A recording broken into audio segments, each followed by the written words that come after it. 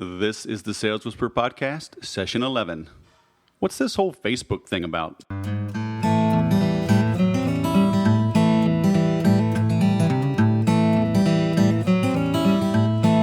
Welcome, everybody. This is Wes Schaefer, the Sales Whisperer, and today, as I promised, I've got the one and only Amy Porterfield. Amy, how are you? I am doing good. How are you doing, Wes? I'm good. You know, here you are. You live probably like 46.27 miles away from me. And we go to Infusion Con. I have a booth. You don't even say hello. I mean, I'm gonna call in one of those military drones to find out exactly where you are to come hang out with you. I mean, we got to do this over video and Skype. What's up with this? I know, ridiculous. We got to make a point to see each other more for sure. All right. Is it the accent? What is it? Come on. No, I'm kind of loving the accent, I have to say. All right. If I was a single woman, I'm kind of a stickler for those accents. All right. Very nice. So, everybody knows kind of your background, but maybe not everybody. Can you give us a quick rundown of how you landed where you are? I know you got a little background with Tony Robbins, but can you kind of take us from the beginning to today in like 3 minutes or less? I can, definitely. So I started my marketing career with Harley-Davidson motorcycles. Ooh, I knew I liked you for a reason. But I'm not a biker chick by any means, but I have to say, I did kind of love that whole lifestyle. It was a fun place to be. And it was during their 100th anniversary. So I really got to learn marketing from fanatics, people that literally tattoo the logo of the company on their body. So it's kind of insane. So I was there for a few years and then moved directly into working with Tony Robbins. So most people know peak performance coach Tony Robbins. And I got to travel the world with him for about 6.5 years where I worked on content development. So I was the director of his content department, and he would come up with these amazing big ideas and we would make them work inside programs and products and services and all that good stuff. Okay. So after about 6.5 years of traveling the world with him, I realized I wanted to be an entrepreneur. I wanted to do my own thing. I mean, that's what Tony talks about in living a life by your own design. So I took everything I learned from Tony and started my own consulting business and really started to niche myself with Facebook marketing. And so my business has kind of changed over the years, but that's kind of how it all got started. Why did you focus on Facebook? Well, that's the funny thing. I didn't actually try to niche myself in the beginning, although looking back, I think it is a good idea to do so. But at the time, I was kind of just social media general, and I started guest blog posting a lot and started working on Facebook for Social Media Examiner. I became their community manager on their Facebook page, and someone from Wiley read some of my articles, saw what I was doing, and said, hey, we've got this book. Are you interested in writing for us? So I wrote Facebook Marketing All-in-One for Dummies, and that really niched myself. So what can mere mortals do, right? I mean, because I know I've had this thought, right? I'll lay it on the line, keeping it real, dog. Right? So it's like, well, here's Amy. Okay, great. She's running in this very high, lofty crowd of the Tony Robbins. And so, okay, you jump out, I'm jumping out from the basement, right? And you're stepping out from the penthouse. And of course you moved up. I mean, what would you say to people? I'm sure you've gotten that, right? And so. Well, not until now, but thanks. I'm just joking. I heard it for sure. I get it. So that's a great point. A lot of people don't have the name Tony Robbins and Harley-Davidson behind them when they go out and try to start their own business. So I will tell you that will only take me so far. I'll tell you the things I did that I teach my clients to do no matter whose name is behind their resume. And that is that you've got to put yourself out there in the form of really great content. I mean, we've heard it over and over again, but there's just no denying that you start producing great content in the form of blog posts, videos, podcasts, whatever it might be, and you do this consistently. What I see for a lot of people, whether they have a name behind them or not, that consistency dies out very quickly. I tried 3 blog posts, nothing worked, or I guess blog posted on such and such site, but I only got 3 leads, so why do it again? Like I said yes to everything that first year, and I did a lot of the grunt work. So Let me give you an example. Social Media Examiner, you know that site, right? Sure. They hadn't even gone live yet when I started doing some work with Mike Stelzner. And he said, Oh, wow. Amy, will you come over and will you write a few studies for us? Meaning they weren't my own articles. I had to summarize a bunch of studies every week for them. Okay. And that my name got put to it, but they weren't my studies. And then he said, will you help us manage our Facebook page? I was behind the scenes and I was truly felt like I was working for a boss again, although Mike Stelzner was amazing to me. And I was doing work that wasn't necessarily why I left Tony Robbins, but I feel like you've got to do some of that grunt work or say yes to a few things you don't want to say yes to in the beginning. Right. Because you and I, Wes, were talking about, as an entrepreneur, there's so many times you need to learn to say no. But I will say that first year out, I said yes to more things than I said no to. Right. Very cool. And that's reassuring, right? Everybody I ask, I like to get... Not that I'm negative, right? But I like to focus on the hard stuff because we see people, we see you successful, right? I had Bob Berg on last week with, referrals and the Go Giver. And, we see people on stage and, but I met Bob at Infusionsoft a year and a half ago. He went on the first accelerator and he was there himself in between Christmas and New Year's, rolling up his sleeves for 2 days, working at that time in his business.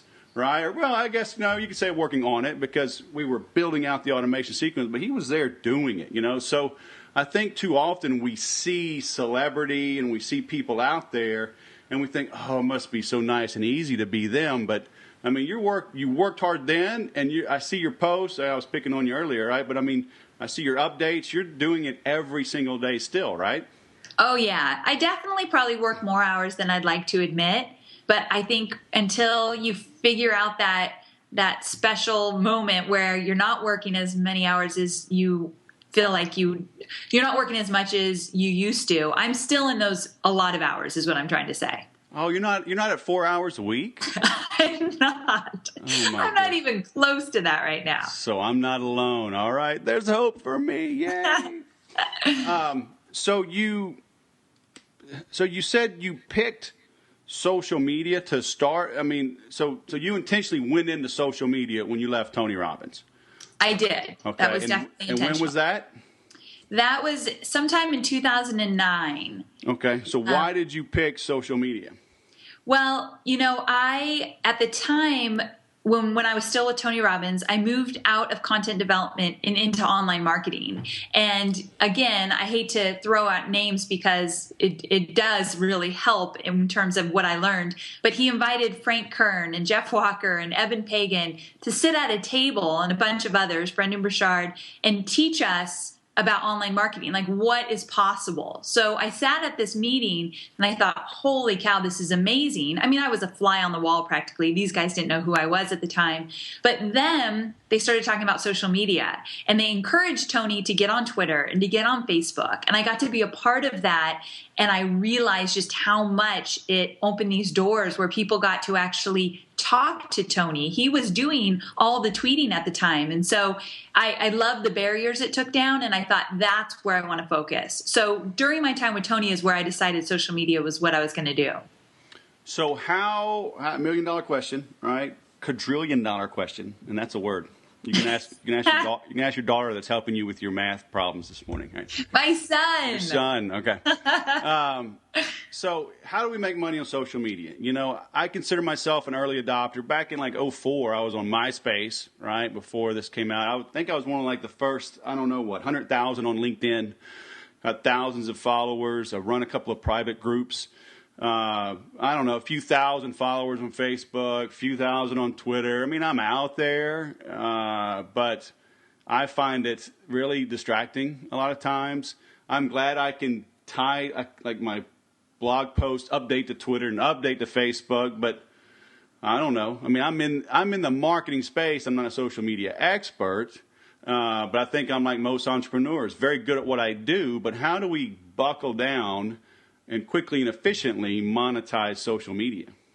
I love this question because a lot of people think it can't be done. And I have a little bit of a different take on it. And that is, that I use social media primarily for just two things. One, definitely relationship building. I like when people get to know who I am and what I'm about, both personally and professionally. That's important to my business. And two, to grow my email list. Leads, to me, are the number one reason why you should be on social media, I guess beyond the relationship building. I think that's genuinely important. So here's the deal. The way I use social media, especially Facebook, is that I choose different promotional periods throughout the year. Okay. So I have a product that I know maybe once a quarter I do a big promotion. And then all the other time on social media, I'm putting out great content. I'm answering questions. I'm becoming that go-to source, that authority in my niche. And I'm there showing up daily, doing that hard work of making sure I'm there for my audience. But when I promote, I feel like I've earned it. So in that sense, I'll start talking about my programs, products, and services, but in the form of first collecting leads. I'll give away a free webinar, a free ebook, a free video series, and from there directly go into great value and then promotion. So specifically, I use webinars. So just to be really specific, every quarter I'll do a brand new webinar. I'll promote the heck out of it through Facebook ads and on all my social channels for about 2 weeks. I'll get a bunch of people to sign up and I'll deliver amazing, impeccable value for about 60 minutes. And I know it's amazing because I spend a lot of time to make those webinars great. And is it a free webinar? Free webinar. And at the end of that webinar, I say, if you like this and you want to go further with me, I've got this program. Let me tell you about it. For about 10 minutes, I might talk about my program at the end. If they never buy from me, I can guarantee you they'll walk off that webinar with actionable steps that they can take right away. But if they do purchase from me, now I get to work with them even closer. So I do this once a quarter. Most of the other time, I am just giving great value and supporting my fans.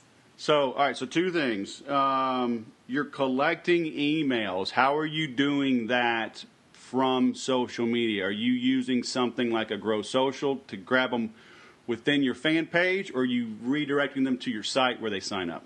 I do both. Okay. So here's how I kind of figure that out. If you're newer in the space, meaning you are not necessarily known yet, I would definitely keep people inside of Facebook. Okay. And so with that, like Grow Social, whatever you use, I would drive people from either a Facebook post or a Facebook ad to a custom app. And there you'd have a lead opportunity. You're giving away your webinar in exchange for name and email. And that's the best way to go. People tend to trust you more and are more likely to give you their name and email if you keep them inside of Facebook, yep. Especially if you're kind of new to the game. And then because I've done this so much, now I take a little bit more liberty and sometimes send them outside of Facebook to my website. Right. But I still think keeping them inside is a really smart strategy. So what tools did you use or do you recommend? Because you talk about a custom app, right? So you and I, we know what that is. What does the average listener, they don't know. What are they using to embed inside of Facebook to keep people there? Okay, so I'm going to give you two tools I love. Okay. So first, just to make sure everyone knows what a custom app is, if you go to your Facebook page, underneath your timeline cover, you've got those little boxes. And you can create one of those little boxes and basically put like a mini website or web page inside that mini box. And for the sake of what we're talking about, you want a lead page, something that says what you're giving away and their a field for their name and email to enter your email list. So this is what I do. Lead pages. Wes, have you used lead pages yet? No. Okay, well, is that the name of a product or just? Yeah. Okay, I've not used that tool, no. Okay, so leadpages.net is really what it is. And I love it because basically it allows you to, within like 5 minutes, and I'm not exaggerating because I am not a techie kind of person, within 5 minutes you've got your lead page up and some of their templates, everything is split tested and tested so much that you know it's going to convert. And some of those templates will fit right inside of a custom app. Literally, it's a click of a button, and now you have that lead page on your Facebook page. So to me, it's the coolest tool. And then do you need a subscription like Infusionsoft or MailChimp or Aweber to collect them? Or you can use like a Google Docs or Google Forms and pull them in? How does somebody just getting started, how are they collecting those names? Great question. You definitely need something like Infusionsoft, Aweber, whatever it might be. Okay. And Lead Pages directly integrates with Infusionsoft and with Aweber and MailChimp and pretty much all the big players. Okay. And so, and Lead Pages, it is a subscription base. Either you pay monthly or you pay 1 year and it's a lot cheaper, that kind of thing. Right. So to me, that's the best way to go because the Lead Pages are tested. They look really good and you're literally uploading your image and some content and the web code for Infusionsoft and you're good to go. Yeah. Okay. Yeah. Well, so I use, Infusionsoft bought Grow Social. So yeah. I do my best to stick with what Infusionsoft brings out, but I resell Aweber because not everybody's ready for Infusionsoft. So I'll check out leadpages.net as well. Okay, cool. One more quick little trick that I love, and this one's a totally free trick. If you already have a lead page outside of Facebook, let's say on your website or somewhere on the web, you've got a lead page. Maybe you use Stealth Seminar and you have a recorded webinar out there. You can use something called Thunderpenny. Now, it's free, so this is not an affiliate link, but it's hard to find. So if you go to amyporterfield.com/Thunderpenny, it will take you to the Facebook page where you can get the app. I have nothing to do with it, but people have a hard time finding it. So anyway, Thunderpenny allows you to literally bring your web page into a custom app. So you actually get the URL of your web page, you program it into Thunderpenny, and now you've got a custom app of your web page that already existed. So that's another really cool, easy, free way to do it. Yep. All right. I like that. Just a few little tools. That's good. It's those little gems. I always tell people, the power of one. Do you know Henry Evans with? Yes. Okay. He always brings that up. We just had our session on Friday because we do it out of my office in Temecula. The same week we do San Diego, but it's always the power of one, right? I mean, take one idea and implement it, because you're probably like me. I got 2 screens up, 2 browsers. I don't have time to count all my tabs that are open, right? And but so we're always researching. But you and me, I'm gonna guesstimate you, right? But I mean, we get things done, even though we got a lot of stuff going on. In the back of our brains, whether it's written down in a list or we just know intuitively what one thing at least has to get done this hour or this day or this week, and things kind of fall by the wayside. So Thunderpenny, leadpages.net, listeners, please do at least one of these while you're listening. Yeah, definitely. I love what you're saying about that. It's all about taking action. And I've gotten better over the last few years of making decisions quickly and just moving on them. Right. And, you got to go with your gut sometimes, and it's not always going to be right. But I'm a huge fan of going to bed at night and thinking, what did I actually do today? And that's important. Yeah, I'm glad you brought that up because and that's why I like these. I like to get down to the nitty gritty because, like you, I'm not a technical person. I'm not afraid of technology, but at the end of the day, I'm a sales and marketing guy. I'd rather be speaking. I'd rather be writing, making content, not pouring through HTML to find some little / that should have been a backslash. Shoot me.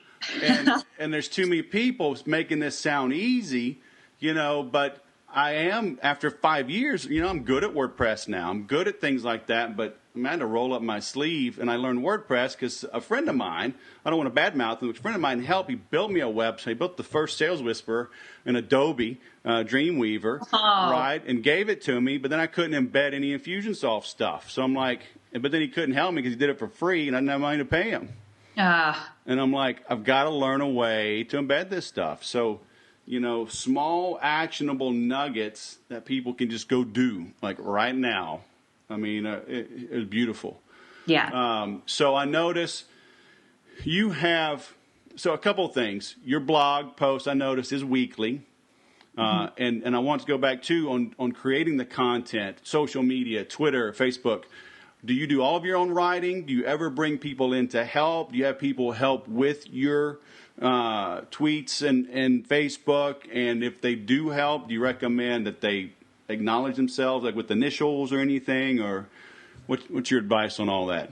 I am so glad you asked this question, and I love that you think that I blog weekly, because I don't, but let's talk about that to give you some... Hey, I see the dates, July 11th, July 18th. I know, but here's the deal. So I do a podcast every other week. So that's going to be one blog post. So every other week, I got a blog post up there. And also, I ask people to guest blog post maybe once a month. So now that's 3 blog posts. That's 3 weeks already taken up. And then the 4th blog post tends to be something that a webinar I've done where my content manager, I do have a content manager. It's a rather new position. She's not full-time or anything like that, but she's been on my team for 2 years and recently moved out of an admin position. She's a writer by skill into a content manager where she'll take my webinar, take one idea from it, get the transcript, make it into a blog post. So I used to write a lot more than I do, and I have to say it's something that really takes me a lot of time. So I think it's important for me to continue to write and keep that skill up. But when we're talking blog posts on a regular basis, I've found different ways to get great content out there, but not sit for hours writing a blog post. So that's one thing. Okay, so your guest, tell me that again. You have a guest. Oh, okay. So there's Natalie. Was on July 11th. So once a month you have a guest blog post? Yep, once a month a guest blog post. And now it's great because before I'd have to go after people. Now people are coming to me saying, hey, can I guest blog post? And that's the best position to be in. But I used to go after people for sure. And so that takes up 1 full week. So it's good stuff. Okay. Cool. Okay, so that's one thing I do with my content. And then as for my Facebook and Twitter content, up until literally a month ago, I did it all myself. And to be honest, it's kind of like, is it the cobbler's shoes or something? What's that saying? Yeah. The cobbler always has the holes in his shoes, or the carpenter always has his own creaky deck, and Exactly. And that's kind of how it was becoming and that's not a good thing you want on social media. It's so public. But my engagement rates on Facebook were falling. I wasn't posting regularly. I was telling people to post 2 to 5 times a day, depending on how many fans you have. I wasn't doing it. So what I finally did is I had Rebecca, my content manager. Now she is doing a month's worth of posts, and it's a few posts a day. She does it in advance. I tell her where to go, where to find it, what to do. So I give her a lot of direction. She models what I've done in the past, and then I review it. I change it around to make sure it's in my voice, and then we've got our whole month ready to go. Wow. So I'm still very much involved because especially for what I do, I can't not have my voice out there in my Facebook and Twitter posts, but I have help now. And I really could kick myself for not doing that a year, 2 years ago. All right. So that brings up, in my opinion, for the small entrepreneur, a good point and a point of worry. Let's bring up the point of worry first and go to the good news. Okay. Is obviously having the money to pay somebody, to do that for you. So I would tell people, don't worry about that yet, right? I didn't hire an assistant until about a year and a half ago. So, I agree. I started the Sales Whisperer in 2006. So it was, what was last year? It was March of 2012 when I finally got an assistant. And that was just to help with my calendar. Okay, and now it's been 15 months. She's learning Infusionsoft. She's doing some of my own social media. So, she's evolved. Stay-at-home mom, just wanted something to do in the middle of the day when the kids were gone and the husband was at work. Nice. So, very affordable. But I would tell people, again, learn it on your own at first. But I love what you said about making the content and then pulling, like a webinar, and pulling their updates from there. Because I tell people now, there's no excuse not to make content. Because, with iPhones, right, and Android, hold this sucker out and make a video. The thing's in HD, just start talking. If nothing else. And let stuff ooze out of your brain, whatever you can really talk about. And goodness gracious, you got a video which can now become an audio, which can be transcribed and just that easy, right? You're right. There's no excuse for not creating content consistently. I agree. Yeah, the idea is, you should go do what you're good at. Yeah. Right? So whatever people come to you for, just start recording the tips that you give. I always tell people, go look in your sent box, your outbox on your Outlook or whatever. You probably have $1 million worth of content. So true. I like that. So true. And tips that you've just sent people, just being nice. Friends, family, cousins, in-laws, uncles. Take it and run, right? Good grief. I like that a lot. And now, golly, WordPress and all, it's basically free, right? It's so true. I mean, that just reminds me. So I have the webinar, and like I said, I spend a lot of time on that webinar. So this is a good mindset thing to think about. If you're spending a lot of time on one piece of content, there's got to be 5 other ways that you can use that later. So I justify the amount of time, energy, research, and money that goes into my webinars because now a blog post, a podcast, probably 10 Facebook posts and 10 tweets will come out, and I put it on SlideShare. That's my new favorite network. SlideShare, this is crazy. So we've just started using SlideShare, and here's what I've noticed. Rebecca, my content manager, she's been doing some analytics for me too. Again, I didn't have any of this not too long ago. This is a new position for me, so I agree with you. I did it alone for a long time too. But anyway, now that I've got Rebecca to help, I want to look at my analytics more. I started to put my webinars, my slides up on SlideShare, and not only am I getting leads from it and getting a lot of traffic to my website, the traffic I am getting, on average, they're spending 8 minutes on my website, which is a lot longer than most. So the fact that it's quality traffic gets me excited. So that's one I've been watching a lot. So definitely check out SlideShare if you do any kind of slide presentations. Man, here Good I am stuff. Taking notes. And it's fun. I use SlideShare. I think on my LinkedIn profile I have a SlideShare, but I haven't touched that. I update my LinkedIn profile. I think it's pretty good. I followed your buddy Lewis House. Lewis. So I got his LinkedIn influence, and I got your Facebook influence. And I've got a SlideShare up there, so I got to go look. So do you just make a SlideShare account, and you just put it up there like a YouTube channel, basically? Pretty much. Now, what you create your SlideShare account, and then whatever your slides are, you want to go in and spend like 20 minutes just putting some links in there, because you can add, tons of links or URLs or whatever you want to do. Make sure you have a really good first slide, because that's what people will see when they're scrolling through a bunch of slides to choose. So there's a few little ways to tweak. There's this great article out there. I'll send you a link to it. Do you do show notes with your podcast? I am getting there. Yes, I'm taking notes as we go, and I'm starting to get them transcribed too. Great. Well, there's this article. Actually, anyone can just Google it. The website is themarketingagents.com. A good friend of mine, Rich Brooks, he writes all the articles there. So it's themarketingagents.com, and just search his site for a SlideShare article. Okay. And he really breaks down what to do and why it's important. That's pretty much what got me sold on SlideShare. All right. I love it. And once again, I'm on a Mac, right? I love Pages, but you can use PowerPoint and now even Google Docs again. And one of the first things I made was actually a Google, a free, I forget what they call it, but it's PowerPoint basically. So again, free tools, upload, SlideShare is free, isn't it? Yeah. Okay. All right. I love it. So you mentioned, so today's July 22nd. This podcast will come out next week. So the end of July, but you've got, where did I make my notes? So September is your next event. Can people register now for that series? Because you don't do very much private consulting, right? I mean, people don't get a lot of access to you normally.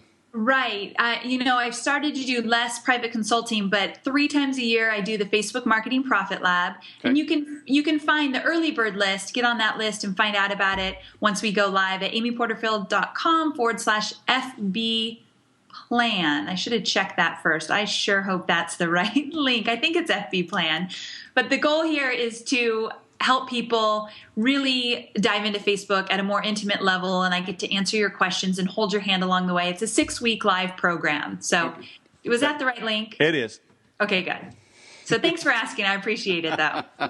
It goes right to it. Actually, a little redirect, but hey, it's all good. And that's the lead pages that you're seeing right there. Yeah, I just noticed. All right, I'm checking that out. Man, you're giving me homework. You're going to love lead pages, I promise. You were giving me homework. All right. So what one tip, what would you tell people, as we start to wrap this up? I mean, what words of wisdom, encouragement, what do you want to leave people with as they sign off this podcast and they go into their lives, right? Hopefully go do these 3 or 5 or 7 things we just wrote down. I mean, Definitely. What would you tell them? I think that I would leave people with the idea that you hit home on this, that you don't start out with a bunch of support and a bunch of money you can throw at all these resources and all that good stuff. What you do have right now, whether you have a penny or $1 million, you have the ability to take action. And I think that's so very important. One thing a day. If that's all you do, one thing a day. And also in the beginning, if you're just starting out, say yes to more things than you say no to. And I know a lot of people won't agree with that philosophy, but you're not going to have any idea what direction you want to go into or what's going to work for your business if you are really, really selective. I said yes to so many things in the beginning. I learned instantly what I did not want to do. And I met some people that helped me get to what I did want to do. So the networking, when you say yes to people that want your help in the beginning, it's pretty powerful. So those are some just words of wisdom when you're just starting out, for sure. You know, I'm glad you brought that up, because a lot of guys I'm listening to that are well known, they talk about how they got their start and how they're even currently they're networking. They're going to live interactions, yes, flesh to flesh, right? So these online social media guys, marketing, online entrepreneurs are really driving home the need to get out from behind the computer screen and meet people. I love that. 2 of my biggest accomplishments since I left Tony Robbins, the book and my very first program I put out there, happened because I was at live events and met people that I ended up networking with, staying in touch with, and they gave me opportunities that I would have never gotten. So I'm a huge fan of, even if it's local, if you don't have a lot of money yet, go to your local events. But if you can go to some industry events, to me, they're extremely powerful. Are you speaking at any coming up? I am. I'm speaking in Australia at Pro Bloggers event, so that's not necessarily very local. So that's a big one I have coming up. Infusionsoft partner event. I'll be speaking there. I'll see you there. I'll see you there, and I'll be at your booth if you have one, mister. I won't have a booth. Okay. I'll just be semi-conscious, having little adult beverages and networking. I'll be there for sure. I'll buy you a drink. All right. So good stuff coming up. Very cool. Are there any shows or events that you would recommend, like kind of a not miss, if people can get there? Yeah, I'm a huge fan of Social Media Marketing World. It happens once a year in San Diego. That's a Mike Stelzner event. Great event. Blog World, or New Media Expo is what it's called now. It's in January. I think it's in Vegas. That's a great event. They're really upping their game with the caliber of speakers. I was really impressed last year. So that would be a good one. Even if you're not in social media, they talk podcasting, they talk content development, products. I mean, it runs the gamut. Okay. Very nice. Well, as usual, I ask one thing and we answer 3 or 5. I forget. But hey, I appreciate you taking the time, Miss Amy Porterfield. And again, your website is the main place you want people to go to, amyporterfield.com. Perfect. Thank you. Okay. Well, I thank you for taking the time, and hopefully, we'll meet, before November at Infusionsoft's Partner Con. But if not until then, I look forward to it.